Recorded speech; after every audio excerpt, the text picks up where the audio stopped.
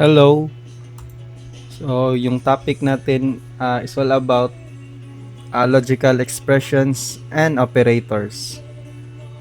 So, yung objective natin is to understand how to use logical expressions like the and, or, and not in order to control program flow and make decisions based on multiple conditions. So first, what is logical expressions? Logical expressions are used to combine and compare multiple conditions in a program. So they return true or false. So like for example, oops.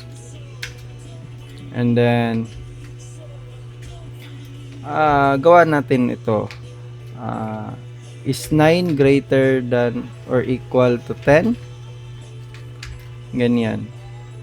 Then concatenate natin dito. 9 greater equal 10. True or false? So, ang answer nito is false. Ayan. False yung answer. Lagyan natin ng equal. False. And then, ito pa. Like for example, 10 daw. And then, 10 din dito. Ano kaya ang answer? True yan. Kasi, 10 greater tapos or equal 10. So, kaya ganyan. True talaga. Kasi 10 is equal sa 10. And then, try pa natin. For example, lesser than. Tapos, sabihin natin 9. So, ano kaya? Ang result nito is false. Kasi, 9 lesser than 9, which is hindi. Di ba? Mas maliit ba yung 9 sa 9? Syempre hindi. Kaya false. So, ganyan. Ito yung mga na topic natin kahapon. So, ngayon yung topic naman natin, recap lang ito ha. It's just a recap. So, ngayon yung ito na naman, which is the and, the or, at saka yung not. Okay. So, ano ba tong double ampersand? Wait lang, nawala yung mouse ko. Hindi ko makita. Ayun. Ano ba yung double ampersand? Ito yung shift ng 7. So, shift 7. Yan yung double ampersand. So, and, yan yung and. Ito naman yung or. Tsaka ito naman yung not. Saan ba natin pwede magamit yan? So, like for example, ito, ano kaya resulta nito? Pag ginano natin ito. So, may end dyan at saka dyan. Bakit nag-error? Kulang ng parenthesis. So, ganyan. Copy na lang kaagad natin to. Paste natin ganyan. So, remember, yung result ng 9 greater or equal 10 is false. And then, 10 greater equal to 10, which is true. So, dapat, ang answer lang nito is true. False. Kasi merong and. Tsaka, sa condition na to, laging false. False ito. Tsaka ito naman is true.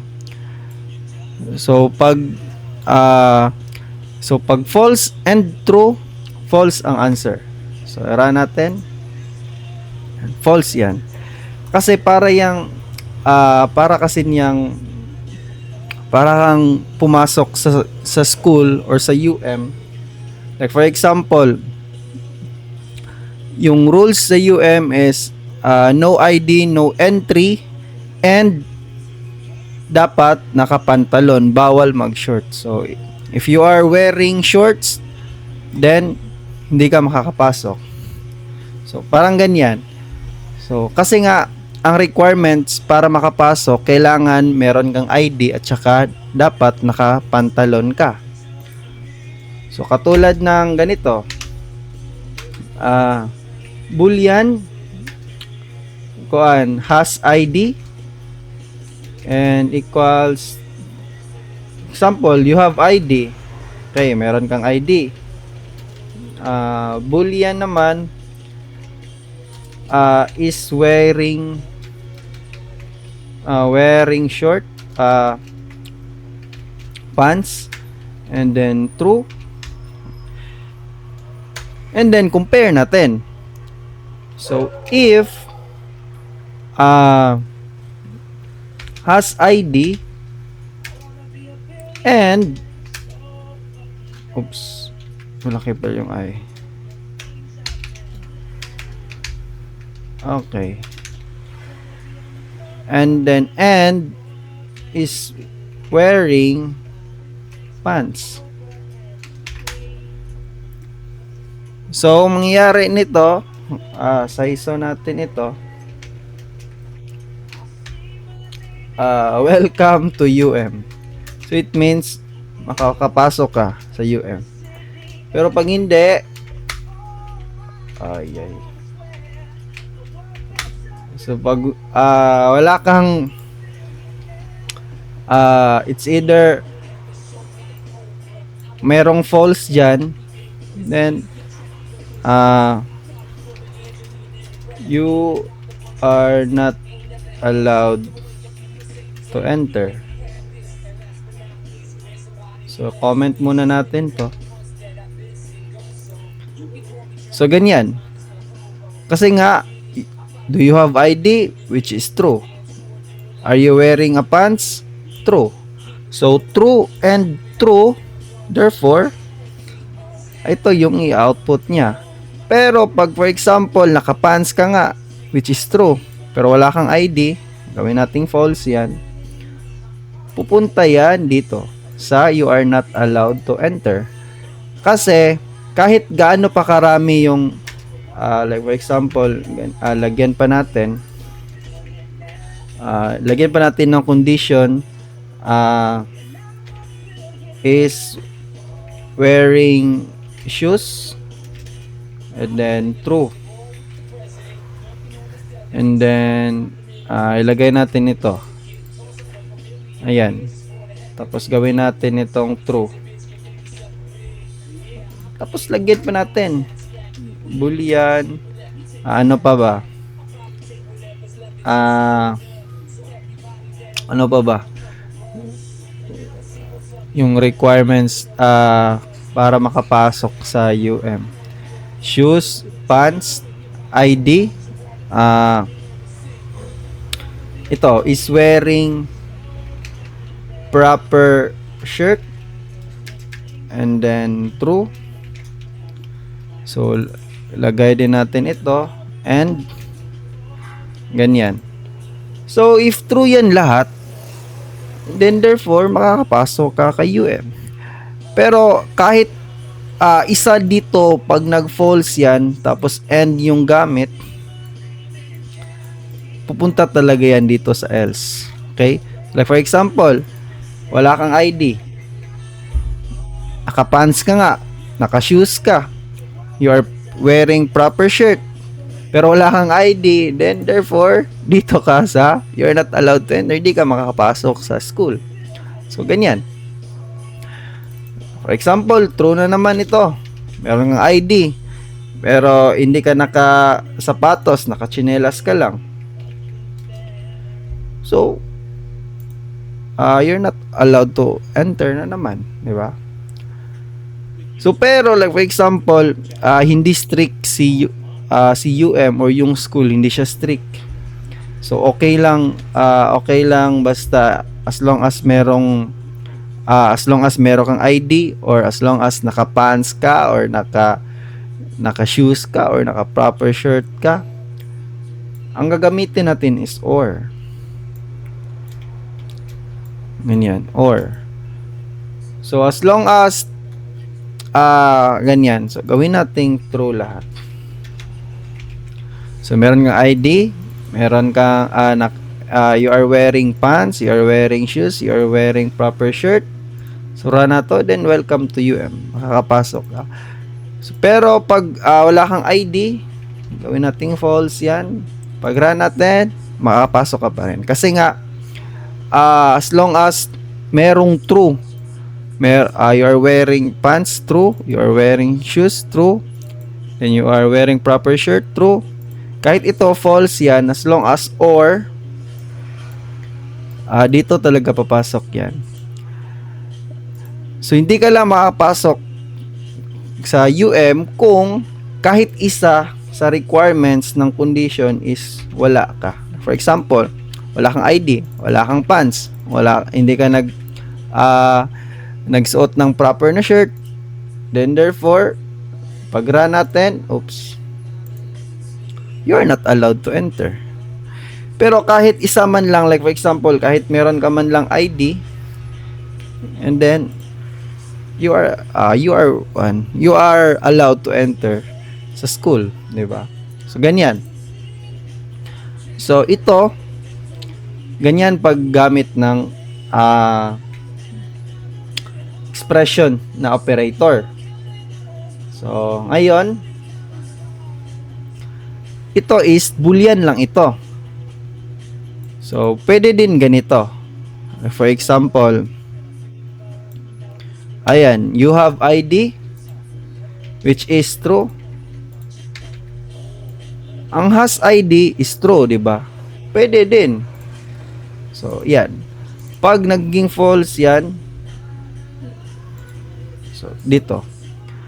So, kahit walang compare dito sa if, as long as that is boolean, yung data type, okay lang yan. Kasi nga, remember, yung if is always nagra-run yung code niya dito pag once nag-true yung result dito. And then si has ID is boolean, which is the value has a value of true or pwede ding false. So kaya kahit ito lang ilagay mo sa if, pwede pa rin yan. So again, pag gawin kong true ito, pwede pa rin. So, ganyan. So, ngayon, try natin mag-answer ng isang example. Okay, ito yung sample problem natin. Okay, try natin. Gamitan muna natin ng SISO. Okay. Ito, yung first problem, yung first na condition, lagay natin siya sa ganyan. Ano kaya yung output niya? Which is, concatenate nyo lang, ganyan. So, pag run natin, false yan. Kasi nga, 1 greater or equal to 2, true or false, then therefore, false. Kasi, hindi greater si 1 kay 2. And then, ito naman, check muna natin. And compare natin. So, sa ISO natin ha. Dito naman, ito. Paste nyo. And then, ito. Is 3 equal to 4? False. So, diba? 3 is equal to 4. 4 daw? So, hindi. So, kaya false. So, ngayon, we have false tapos false. So ngayon ganito ang gawin natin. So kung yung output na yan, pwede nating i-check dito. Ganyan. Oops. Yeah, kulang ng isa. Tapos plus, and then lagay natin ito. So ang mangyayari nito, kulang ng isang ayan. Ang mangyayari kasi nito, parang ang answer nito is false. Ayan. False and false. So, false and false is equals to false. So, ayan. Run natin. Mangyayari is false talaga. Kasi nga, remember, itong 1 greater equal to false. 3 equal to 4, false. So, pagsamahin natin siya, false and false is equals to false. So, ganyan. And then, ito na naman. Compare naman natin ito. So, paano? Sa baba, ganyan. Ito, yan. And then, ito din. So, is 10 lesser than 20, which is true. So, pag run natin, true talaga. Kasi mas lesser si 10 kay 20. Ito naman. Copy nyo lang yan. Paste natin. Then, paste natin siya dito. Tapos dito naman. Yan. So, 1 is equal to 1. Siyempre, true. Kasi 1 equal 1. So, ngayon, ito na naman yung i-compare natin as a whole. Ayan. Wait, mali akong copy.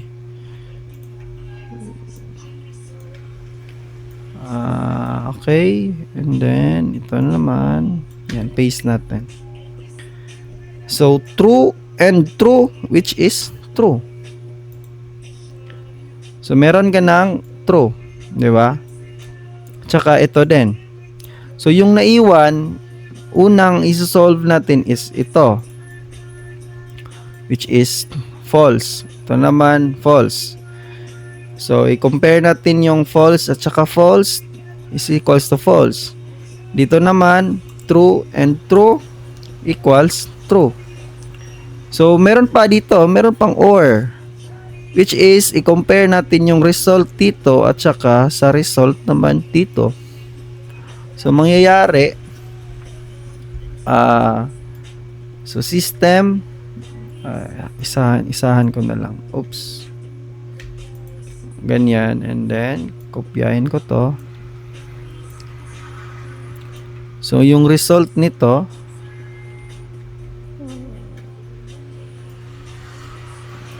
ganyan kataas. Wait lang.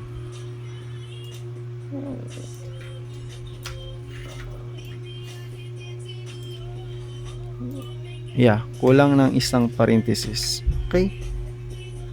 Ang answer nito is true. Ayan. Bakit nag-true? Kasi nga, kinumpare natin yung false at saka true gamit yung or. So, kaya, false or true, we have true na answer. So, kung i-paper natin yan, or dito na lang siguro sa paint, okay, to sa paint na lang, 1 is 1 greater equal to 2, which is false. Uy, wait lang. Anong brush ba? So, is 1 greater equal to? So, false. So, you have false there. Tapos, ito naman. 3 equal to 4, which is false also. Then, remember, naka-end yan. So, ganyan yan. And, sila na naman ang i-compare mo. False and false, which is false. Ano yan? Dito na naman. 10 lesser than 20, which is true. Ito na naman. Dito pala. 1 equal to 1, which is true. And then, and yan ha. And, double ampersand. Compare natin sila. True and true, which is true. Ngayon, merong or na dito. Sila na naman i-compare mo si false at saka si true. So, bali, parang i-drop mo lang yan. So, meron tayong or dito. Compare mo sila. false or true, which is true. So, ganyan. So, this is your final answer. So, ganyan lang din. Take nyo na yung dapat pang laboratory activity natin kanina. So, punta kayo sa Blackboard and answeran nyo na yung laboratory activity 3. Okay, good luck.